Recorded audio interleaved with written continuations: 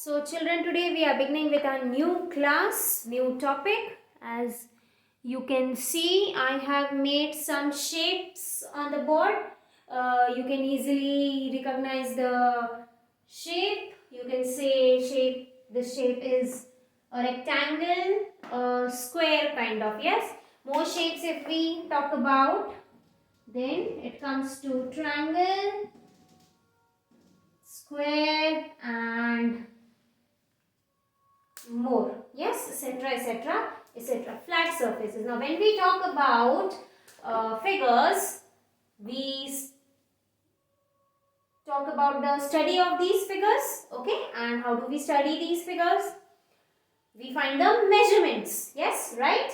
Sometimes we find the length of boundary, sometimes we find the measurement of the inner part of the figure, yes. So whenever we find the length of boundary, okay, whenever we find the length of boundary, that means what are we doing? We are finding the perimeter. So what perimeter is actually? Perimeter is the total length of boundary of a flat figure, okay. When we talk about the inner part of any figure, okay, when we talk about the inner part of any figure, then we find its area, yes. Now what is the area, children? The area is the space occupied by any flat surface, okay. So in today's topic we are going to start a new chapter, that is chapter 11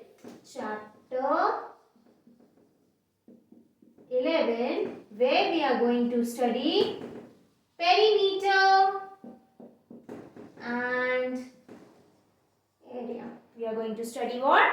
We are going to study perimeter and area, children. Okay. So, whenever it comes to perimeter and area, first thing we study about the figures, that is we study about the squares, we find the perimeters and the square areas of the squares and the rectangles, okay. So, we should know what should be the formula for finding the perimeter of a square or a rectangle, or finding the area of a square or a rectangle, okay. So children, on the basis of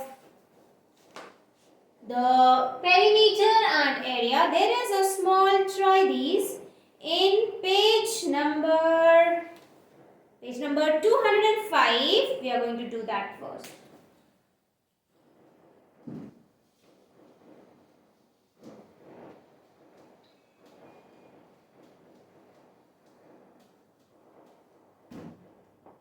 In your books,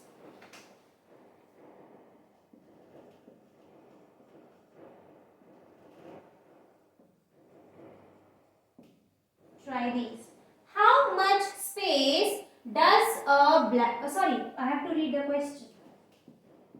I haven't read the question and I started. Yes, so the question is, what would you need to find whether an area or a perimeter to answer these questions? How much space does a blackboard occupy?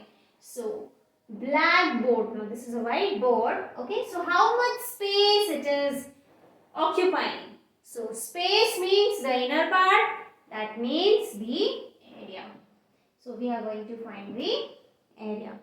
Then, what is the length of a wire required to fence a rectangular flower bed? Now, where do we do the fencing? When it comes to fencing, fencing means making a boundary, okay? Where in our houses we do make fences, right? If we are living on a ground floor and we have a house, Generally, we fence it with a boundary, right? We make a wall. Yes, that this much is our area, this much is our space. So, where do we do the fencing? We do it at the boundary to show the boundary. So, whenever it comes to fencing, what are we finding? We are finding the length of boundary, and the length of boundary is actually what? It is perimeter.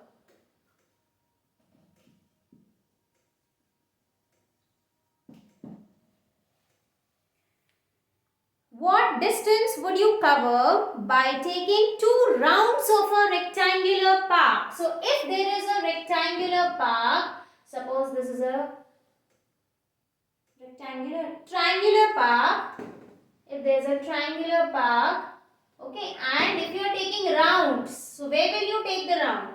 You will take the round here on the boundary, right? So, again, it is what? Perimeter.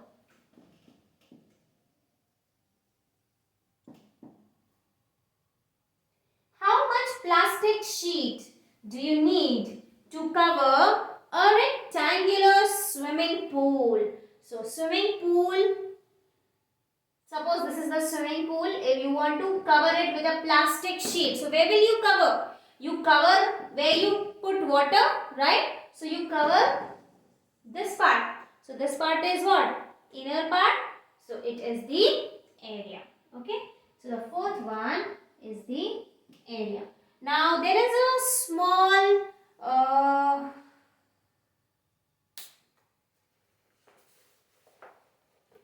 activity, okay, small example in our book. I'm just going to read it for you all. You're going to hear it, okay. Ayush and Diksha, it's on page 205 only, children. Ayush and Diksha made pictures, okay. So, Ayush and Diksha made what? They made pictures. So, let us also make pictures. Suppose they made 2 pictures. This is one. This is one.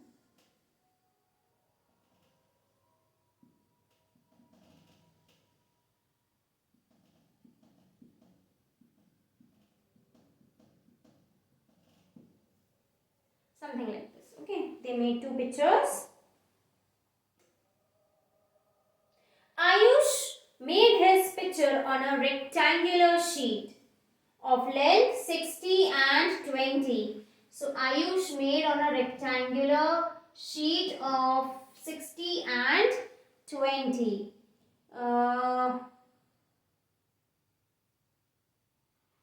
While Diksha made hers on a rectangular sheet of 40 and 35. Length and breadth. 40 cross 35. Okay. Both these pictures have to be separately framed and laminated. Framed means we have to put the frame on it, and laminated means same thing. Frame, we put the frame on the boundary, correct? And laminate it so that the picture is not ruined. Yes? Where is the... Who has to pay more for framing if the cost of framing is rupees 3 per centimeter? If the cost of lamination is rupees 2 per centimeter square, who has to pay more for lamination? For, okay, this much only. First we have to find out who will pay more for framing. Who will pay more for lamination? And the cost of framing is given how much? Rupees 3. And cost of lamination is given how much?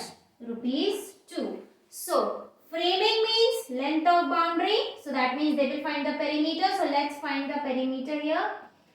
This becomes 75. 75 into 2, 5s are 10, 14, 15, 150. Okay. And this becomes 80 and double is 60. Okay, this is perimeter that is for framing, and for lamination we need to know the area. So area will be 40 into 35, 4 5s are 20, 4 3s are 13, 14. That is 4 5s are 20, 4 3s are 13, 14. Correct. And 2 6s are 12 and 0 0. So this is the area.